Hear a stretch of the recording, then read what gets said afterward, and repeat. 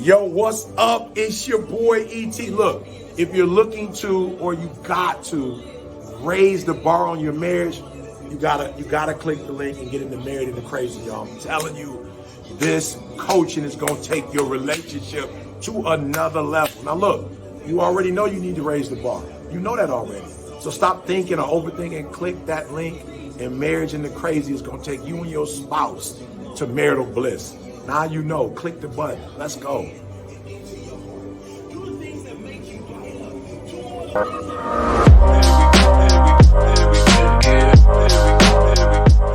We were sitting out in the court. So I said, hey, listen, we're not going to have sex till we get married. So she looked at me and just smiled and like shook her head. But her ride or die.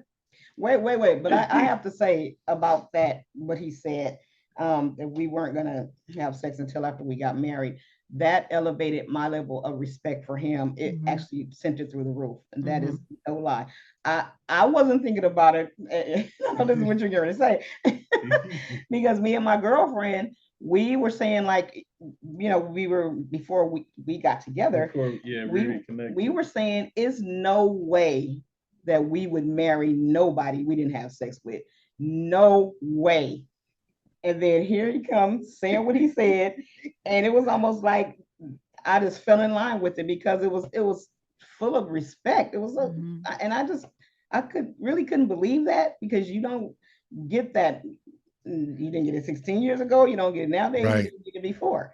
Right. Yeah. So That's that true. was a respect level raiser for sure. Her and her girl was tight. So we go on I think the first date or something. Yeah, first date. So I did martial arts 99% of my time. Then I went into Jesus. So sports, gymnastics, karate. I wanted my body to be pure and strong. I wanted to be sharp. And so I plan the date. We go to the date. And I'm making sure the maitre d' is talking to me and not asking Mavis nothing, because I want to have a conversation. I was sharing with Mavis, we're going to have a conversation. I'm going to order your food. If it's not right, let me talk to him. I'll correct it. So we're talking and everything's going perfect. I ordered her dinner. We're talking, laughing, and Got my drink. some little drink, champagne or something, right? So I'm leaning toward the table now. I'm like, oh, this sounds wow, this is so beautiful. And then the waiter walks up and he asks Mavis, after I ordered everything, you want something else to drink? I said, no, she don't want nothing else to drink. Keep talking to me. She said, what? Excuse me. I said, Shaquita, Mavis. So she goes back and tell her ride or die, you better check him. He sounded a little controlling to me. Mavis, you better get back over there and check him. He can't be telling you what to do. So on the second date, what did I do? Mavis came back. I'm like, am I sure this is the one guy? No.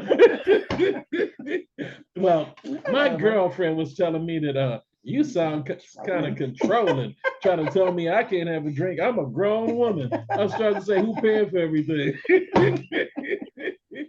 So I looked at her and I'm like, I can't believe that just came out of her mouth. I said, it ain't a thing. Let me walk her down on the beach, hold her hand, walked her off way down the pier. No, that was the first date. The second day was when I said, yes, Shaquita. Well, you know what? We can sit here and talk all night long, but I want to make sure that we have the opportunity, because you touched on sex. Sex has been a big portion of, or the lack thereof, prior to actually getting married, right? Because you said you made a covenant. You made a covenant before the covenant. Yes. And I want to get into it. Is a very important part of our relationships. And with you being a man of the cloth, right? Being a man up on the altar, you're sitting there, you're talking, right? So you're up there.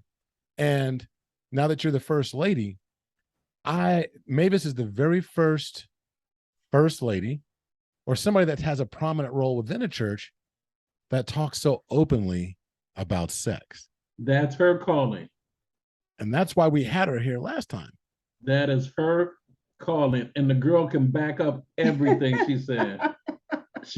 She is not teaching nothing she don't know about.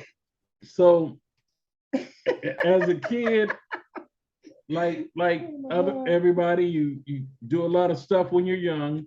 I happen to be dating 21-year-old women when I was 16, 18, 19. And then I had my little girlfriends my age, but I've always been exposed to, I guess, adult sex as a teenager. So sex was never, I mean, hey, I'm coming. Just go do your thing. But Mavis is so unique. Mavis is introverted, and so when she first came to the church, she said, "Hey, I'm never gonna say nothing in the church." And I had a dream. You remember? Okay, What God go told ahead. me He was gonna do. Yeah. So we're married. I had a dream, and I had. Go ahead. No, said you were talking about you were talking about, well, you said I was introverted, but I kind of know where you was going with that, but I think kind of a little sidetracked. Yeah. So I'm solid fasting, praying every week, 24 hours and stuff. And the Lord showed me a dream. Mavis is going to travel the world. She's going to be speaking to people in different groups. And I asked her to come up to the pulpit to do something simple for me. And she thought I was calling her up here to do, and she told me, I did 99 years of my daddy doing that. I don't want to be in nobody's pulpit. I said, baby, I got to tell you this. God told me you're going to be in the pulpit. You're going to be traveling around the world speaking to people. And she's like, I said, honey, I don't just tell you stuff just to pump your ego and make it. Next thing I know, she's writing books, traveling, people flying her up north, down south, everywhere. And she's like, and I'm going to call it the anointing kicked in. And she became fully engaged and trying to help as many people as possible. You remember she had customers in the church. When we met her at the church, she called a meeting at the church for one of her clients, and we both counseled her. And that gave me an opportunity to see God's gift. Now, the Bible commands Adam and Eve, be fruitful. That's have sex. First thing it tells man, be fruitful. Then he says multiply. So man's first priority is to take care of his woman. Period. Because if she ain't happy, you ain't getting nothing. Mama ain't happy, ain't nobody happy. Ain't nobody happy. And if she throw it at you, you ain't gonna want it. So be fruitful, multiply, replenish, subdue, have dominion. God so built that union so strong that one of the first things they have to do is, if two and three have to walk together, understand each other, meet each other's needs. And Mavis is a person that if you say, how do you make black? Mavis gonna find every formula, test them out, and then say, okay, that gonna work. I'm gonna teach this, this, and this, and not teaching nothing else. So she engaged me in, so I share with her, I said, baby, you got 10 minutes from the time we order the food to the time we solve our paying the bills and the family talk. So we go to the restaurant early in the morning. We order every Saturday. We talk about family business and everything else. It started off with business. And then Mavis and I started talking about her books and different information she has my perspective. And then if she has a customer that has a husband that is wayward, she goes, babe, what do you think about this? And Mavis jumping those encyclopedias and research. And so I became a silent partner from every Saturday breakfast conversations, and then seeing how much she's helping couples and some of the problems that they're having, she would bring me in and talk to the men and let the lady hear my voice and stuff. But I'm fully supporting her like she fully supports me in ministry. And there's no shame. I think Making Love is one of the best artists there is in the world. I mean, expression of artistic, not artistic and being mentally kept, but a man can discover. I don't want to say Roger is Jones, but a man can please his wife to the fact where she call him, hey, you need to come home, you know. And for me, it's like music. I was driving home. I have some type of thing in there when Mavis asks something, a whole flood of information comes. So I'm always thinking of something silly and calling her and saying something. But when I was driving home, I said, what are we going to talk about? I said, I'm ready. Love, lust, and thrust. Love, lust, and thrust. And I said, oh, I can work that. But I'll throw that to Mavis, and she'll go get all the scientific aspects of it, and then can bring it out and make it sound sexy. But that's awesome. What happiness is: love, thrust, and lust, or love, lust, and thrust. I can thrust as long as you want to. Well, let's do this. Let's do this. I want to give ample time to Mavis to be able to talk about the book. Both of you are authors. You're co-authors of the book, but I know that Mavis spent a lot of time on like the sex tour, and we've had you on the show. We were blessed to be able to come and speak at one of your marriage conferences, and we got to see you in action, and I was just amazed, you know, and we were blessed with your book when it was released. And I'd like for you to talk to about what made you decide to write the book, but what really drove you to really, I know this is an anointing, but what really drove you? What's driving you now to make sure that more and more couples are able to participate, you know, in I guess a higher level of connection when it comes to their sex lives? If I could just throw something in real quick. If you ask Kobe Bryant to teach anybody how to shoot a free throw, he could do it with his eyes closed. Anybody ask Kobe Bryant about his mastery, he can break it down to the simplest terms, and he can demonstrate it. That's what I say about Mavis. Anything related to sexual questions or intimacy, Mavis is like a Kobe Bryant in this area. She can break it down, teach you how to do it, explain to you what you should be feeling, the parts of the different things. Like, no, but Mavis has a gift of making love, period. And she can break it down and teach it. No, I'm serious. So one of the reasons that has come up lately is because it's so enjoyable. And I know it's something that every woman would want to experience. And that's one of the things that drives me more after the call. But the original call, of course, was it was what God told me to do. That, and I had thought about, you know, my story, and, you know, how people, they always have this other thing that led them to whatever it is that they do. But my story is God led me directly to this message, because I was asking him, what is it that you want me to do with these women after we got married? And I, you know, knew I didn't know I was gonna be over the women's ministry, but I always wanted to be able to do what God wanted me to do. So I was asking God, like, really sincerely. And I believe if you ask God sincerely what he wants you to do, he is going to tell you. Mm-hmm. And that's exactly what he did. So he just directed me to that Word of Life bookstore. And it was just one day that I just surrendered. And he directed me to the Word of Life bookstore, directed me to that book, that original book, The Intimate Issues of 21 Questions Christian Women Ask About Sex, because I had no clue about that. I know that was not my doing, my thinking or anything like that, because I was not thinking anything about sex. I was thinking about something to do in the church, church-wise, teaching-wise, Bible-wise. But what I did learn is that this is something that I needed to be teaching to the church, because there's so much negativity around it. People have so many hangups about Lack it. of People are education. not super lack of education.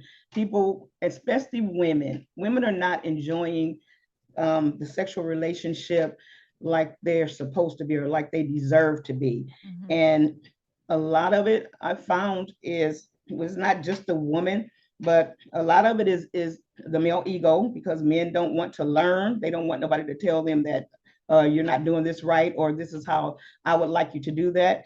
And then the women, because of all of the negative teaching, they don't even want to think about it, talk about it, or anything else. So they'll never get an opportunity to learn about their bodies, learn what makes them tick, learn what gives them pleasure, so they can share it with their husbands. So those few things there is why I do what I do. Plus, I learned that I've always had an open mind about sex and sexuality. Of course, I didn't learn this till recently because God showed it to me. Because I asked him, okay, well, I'm not in the same position that a lot of these other women are in that are suffering. So, am I going to be able to share with these ladies? How am I going to talk to them? Because it's better for you to people to be able to relate, that you relate to what other people are going through. And then he just shared with me that, when I was younger and I was searching under the mattress, my parents' mattress, for change, and I found that book, The Joy of Sex, that was my mother's. And he said that the attitude that I took on was not like the pullback and resistance attitude, but it was the open receiving mindset about sex and sexuality. So I was so happy about that, because I was really struggling with that, and didn't I wanted to be able to relate more to the women, but I didn't want to have the struggles, but I needed a way to, relate to the women, or share with the women what it is that, that I was going through, or that my story was, God has showed me. So when he showed me that just kind of opened it up for me, that I did not have to actually go through what a lot of women have gone through.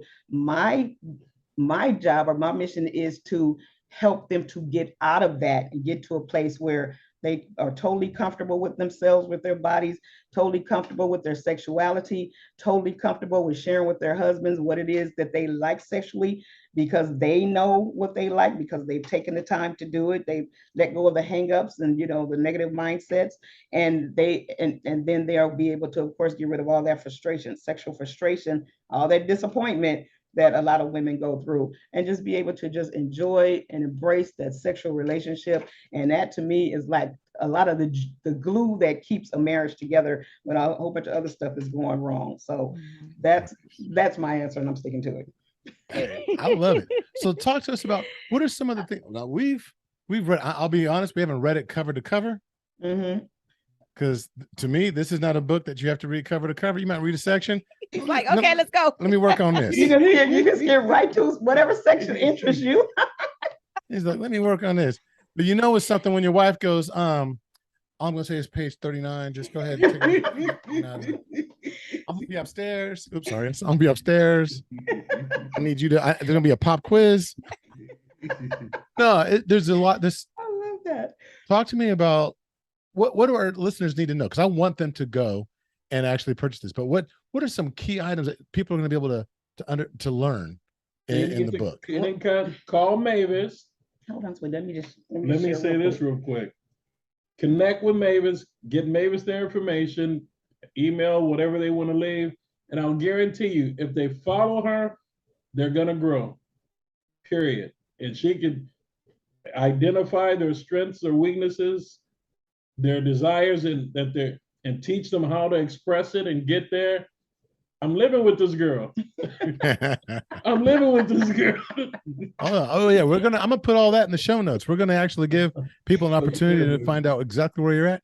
But I want to hear about the ultimate guide. But you know what? But he's right. I'll leave my email address, and then I'll share some answer the other part of the question. They can contact me on my email at askmavis@mavismcknight.com. It's really, really simple. If they know my name, then they know how to contact me. Ask Mavis at mavismcknight.com. And some of the things in the book it's kind of a how-to. Because I know people like to have instruction and direction in areas that they just really don't have any idea about.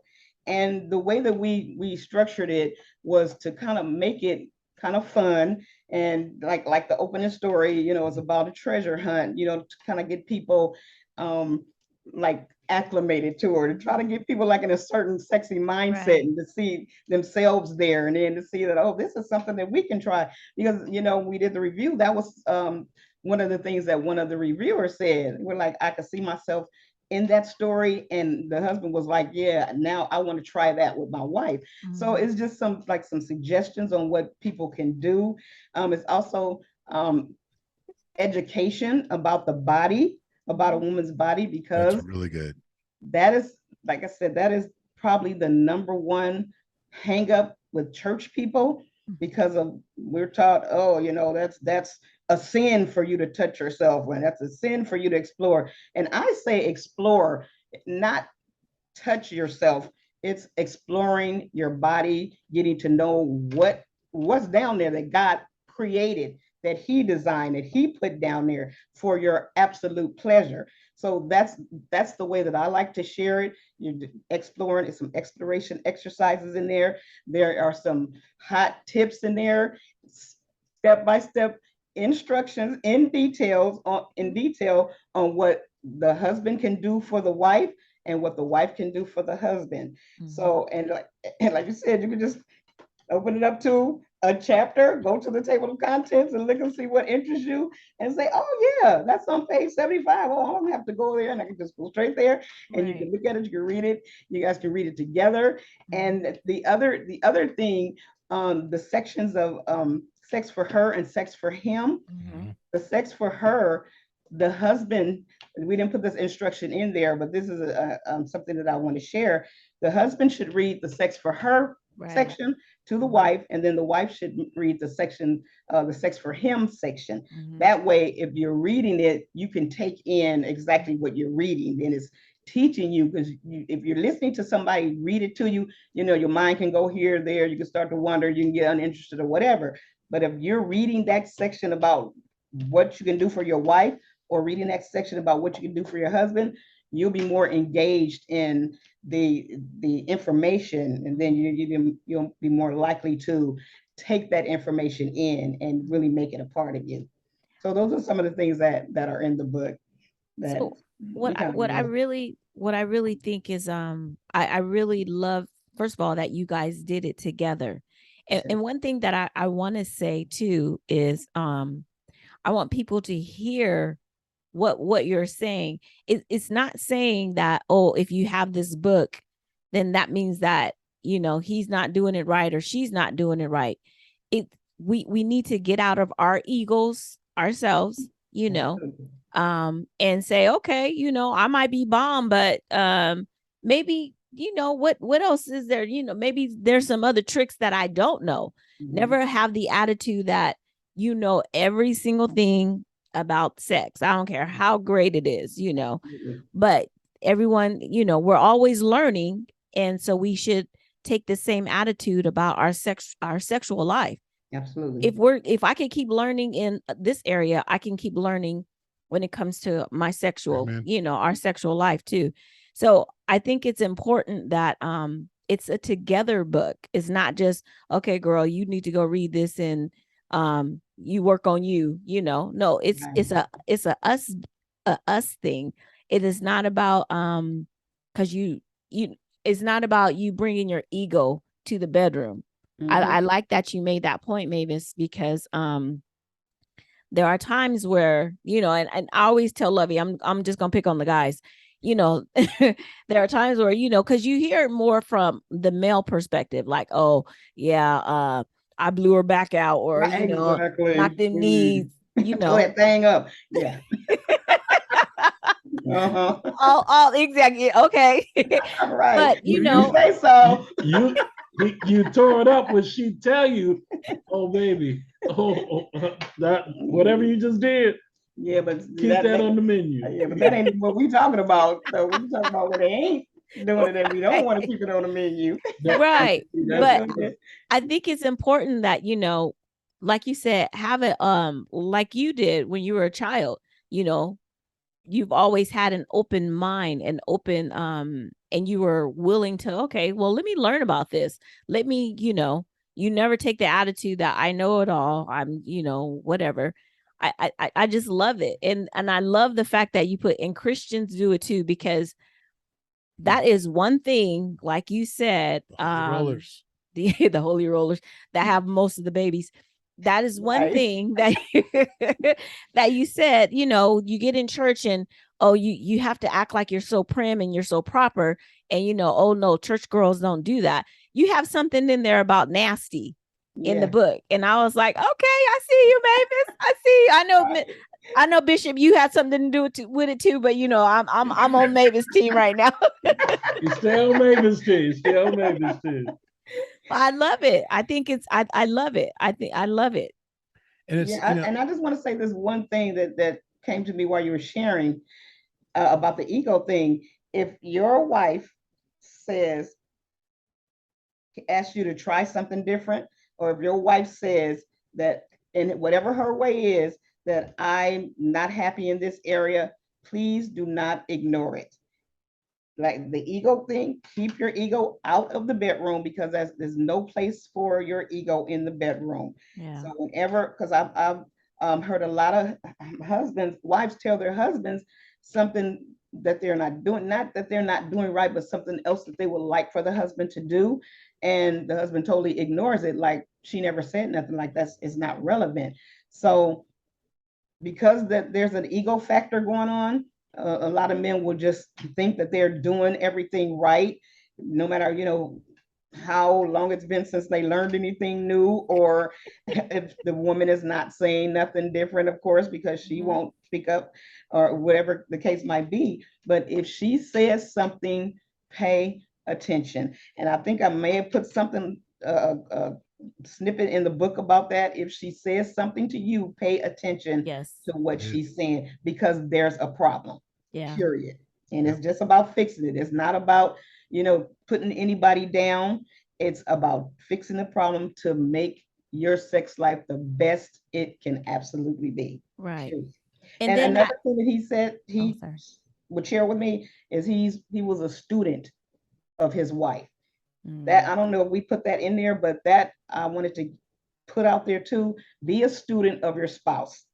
Be a student, so that way you're always learning. That's the good I stuff. see some exchanges. That's right. Be a student. Lovey's a good student, so See, that goes Yay. both ways. That's what I was I take my I take making love as an art form. Mhm. Every musician is pushing to get that next note out, to get it's a vibe, it's an energy that musicians lock into, and they could be playing all night long and it don't ever get them tired, or they, because it's something spiritual. I'm a photographer. I produce videos. And I think the pornography world has stolen a gift that God gave to us, polluted it, had teenagers go out experimenting, playing with stuff, end up pregnant. Nobody ever gets to those sensitive parts of a female's body and seek to master it.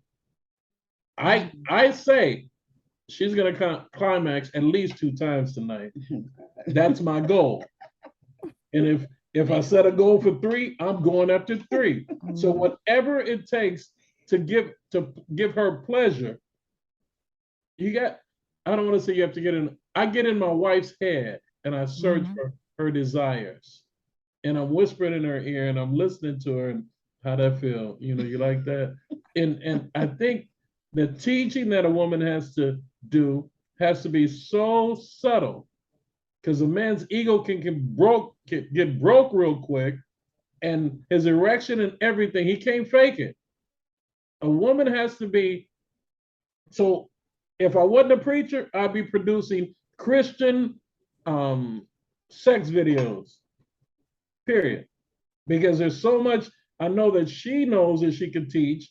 And then from my perspective, as from a male, there's ways. And not every woman's body is as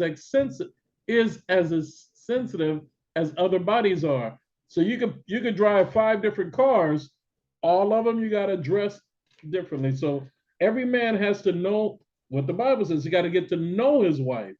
He's got to know when she's feeling good, when she's feeling bad. He's got to know how to get her to laugh. It's an energy, it's a flow, and it's a lust and a thrust. And one thing too that I wanted to share that I love about him is because when we get into our sexual experience, he is fully present, like always fully present. And that, I think that is one of the best things that men could do. They could, try to do that, whatever it takes for them to do that, to be fully present, not thinking about how long nothing is taken, not thinking about, what does she want me to do next, whatever the thoughts are, because I really don't know what the thoughts are, but just be fully present, because when you're fully present, and that also goes for the female, especially for the female, but just be fully present, because when you're fully present, your spouse knows when you're present, and they know when you're not present. And being present is one of the most beautiful things that helps you to connect, helps you to bond, helps you to relax, and to be able to enjoy and receive all the pleasure that's going to come from that sexual experience. And what's your sex talk? What does your wife need to hear to get her in the right place where she's getting the maximum pleasure out of both your conversation and your physical touch, regardless what you're touching her with? A man has to realize that I don't need to do nothing with my penis until my wife is satisfied. And once she's in the right place, everything goes so smooth. And she go unlock that lock like, I've been waiting to give you this. Preach. You're like, can you remember to do that again next time? And the answer is, can you do what you did to get her there? Right. Because that's the learning lesson. Yeah. Right. I have to know what road to take, when to stop, when to press, when the lick, when to kiss, when to touch, when to bite. The women dictates her, I shouldn't say her mind, because they don't have to talk. You can literally tune into their body so much that you know where your hands need to be, you know where your tongue needs to be, you know where your kisses need to be. And a woman is like music. You better pay attention to every moan and tone and every release of the body. And they spreading their legs, they closing their legs, they listen and feel. You don't have to talk, just listen and feel, And I think men have to tune into the woman and take forget about their personal pleasure and tune into the woman. A woman can make love 19 times, a man may do it 2 or 3. So if you realize that the equation, I'm gonna get her satisfied, and I'm gonna get everything I want. What you're talking to is both of you. I think is the highest level. A little bit louder. Yeah. Oh, sorry, the microphone was far away. What you two are speaking to. That's not it. He was trying to get his Barry White voice on. He's getting ready. He's trying to practice, girl. Let her practice. Come on now. I used You're to supposed to say, talk big, daddy, talk. No, but what I was going to say was, you're talking about servant leadership. Absolutely. In the bedroom. Yes, that's perfectly said. That's absolutely what it is. Absolutely. That's so good. Because that's We want to lead. Church people understand that term. You know what I mean? Yes. Right. Yeah. And if you want to lead in the bedroom, you have to serve. I think they got to get their mind off church. I mean, yeah, that too. But I'm just saying, how you gotta walk into it in a way. Get the mind off church and get onto the spirit. Look, or you get into that one chapter, was it Deuteronomy, where everybody begetting and so and so beget. Yeah. So if you're gonna think about church, think about that. But look, I want to say something just real quick though, kind of just piggybacking on something that Mavis, you made a great point about the woman being able to talk to the man about what it is that she wants. You know, you said, well, if it's a problem, then just fix the problem right then and there. And immediately I thought about, because if you don't fix the problem right then and there, then that problem is going to become a different problem outside of the bedroom. Mhm. Now we're going to be dealing with other issues, you know, because now if I hurt your ego, or you got upset because now we're not communicating. Now we're frustrated. Both of us are frustrated, and we keep passing each other. So if we don't fix that one small thing, all I needed you to do was rotate just a little bit, you know, but now we have this big thing that's blown out of proportion because we didn't fix that little thing, you know. So I think that was very important. Yeah, and that's why I say the ego shouldn't be in the bedroom. Mm-hmm. And there are some things that we as women shouldn't ever say in the throes of the act. There definitely are some things that we shouldn't ever say, and we should be discerning enough to, you know, understand that, you know, okay, I can't say that right now, but later on, at, you know, when you get away from the bedroom, away from the house, you know, just out driving or whatever, you can have a conversation about it. Mm-hmm. And, you know, we also share how to have a right conversation, you know, Right. so people's feelings aren't hurt. So yeah, but that's very true about the little problem becoming a huge problem. And I always think about that couple. Oh my God, that prominent uh, Christian couple. They was on TV. They had a show and everything. And I used to watch them on Sundays after church. And they were in this kind of rap session talking about sex. And the husband was just beating his chest like he was all that. And oh my God. And the wife, who had been so frustrated for so long, because I could tell by her response, Mm-hmm. she just blurted out, "It ain't all that." Mm-hmm. National TV, in front of everybody. And I was just like, oh my gosh, she ain't right. Because she never said nothing, never had that conversation with him. Mm-hmm. So how's he gonna know that he ain't all that? So Right. she had to do some work. She Right. has to get rid of her hangups. She has to learn about her own body. She has to get some sexual confidence. She has to learn how to share with her husband, you know, what her needs are. Yeah, this So is not a they fake it can't till be you make flirted. it. Now Right. let me say something from a male perspective. Don't ever coach your husband outside of the bedroom. When your husband is making love to you, just touch his face, baby, a little bit over to this side. Mm. And what I said, delayed male ejaculation, is because men will get hard and it makes us want to race to the finish line. But the proper approach will be, is your wife is your coach, you're her coach, and whoever's pleasing the other one, just follow the play game. Baby, come over here, kiss me right here. Oh, right there, a little bit harder. Go up and down. And one or two times like that, she don't have to say it no more. She goes like, oh, right there. That's So a great statement. yeah, but don't talk to a man about sex outside of the bedroom. He's going to work. His ego is going to be real sensitive.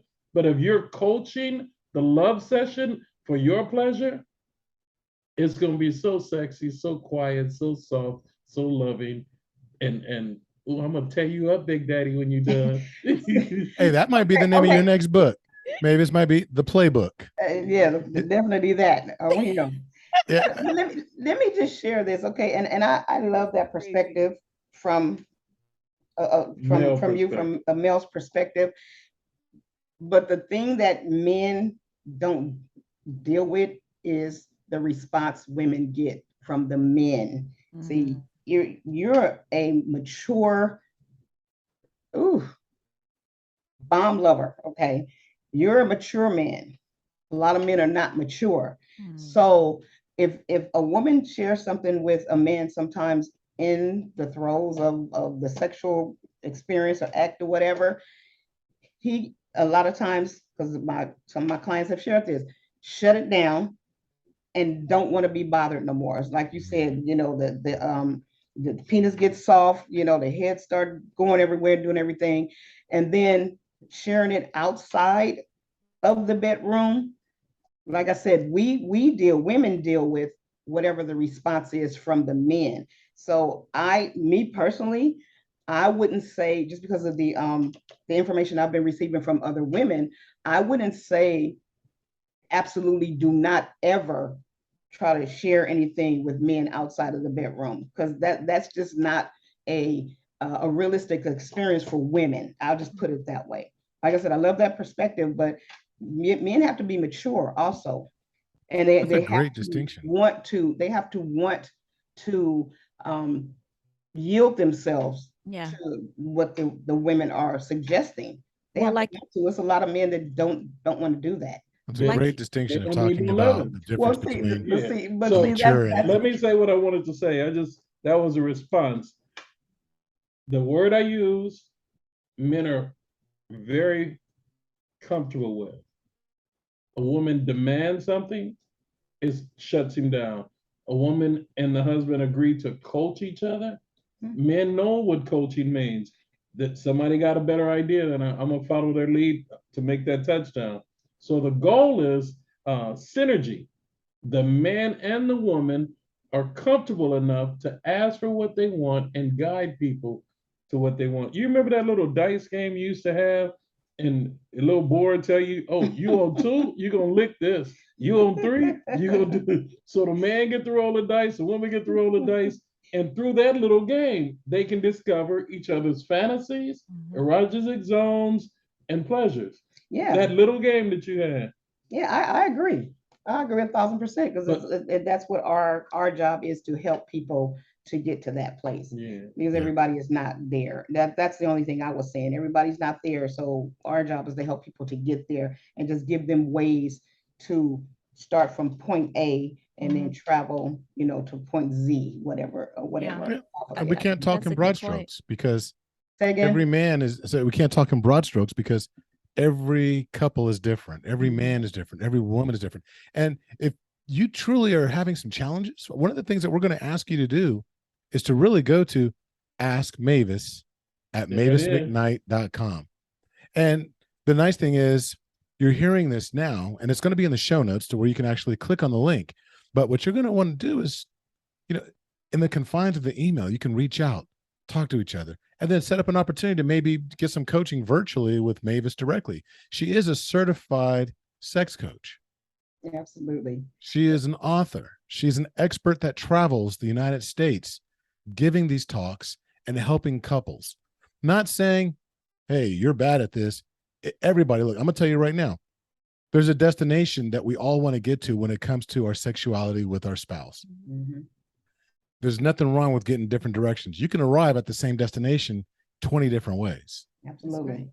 And it doesn't mean that you have to drive the same way every single time. Sometimes you just need a coach to help you discover these other pathways to get to that destination. And I want to say that Mavis McKnight and her coaching is going to get you there. And the book that we've been talking about tonight, you have to go and get. We'll give a link to the site as well. And you can or you can just email Mavis and ask, hey, how do I get there? But we're going to put that in the show notes. We want to be respectful of your time. Okay. And this was a lot of fun. Yeah. Yeah. It's always a good time with you two. Yeah. Always. I love it. Yes. So we're going to close it out this evening. And like we always say, until the next time, be blessed. Bye-bye. All right. Blessings. Bye-bye.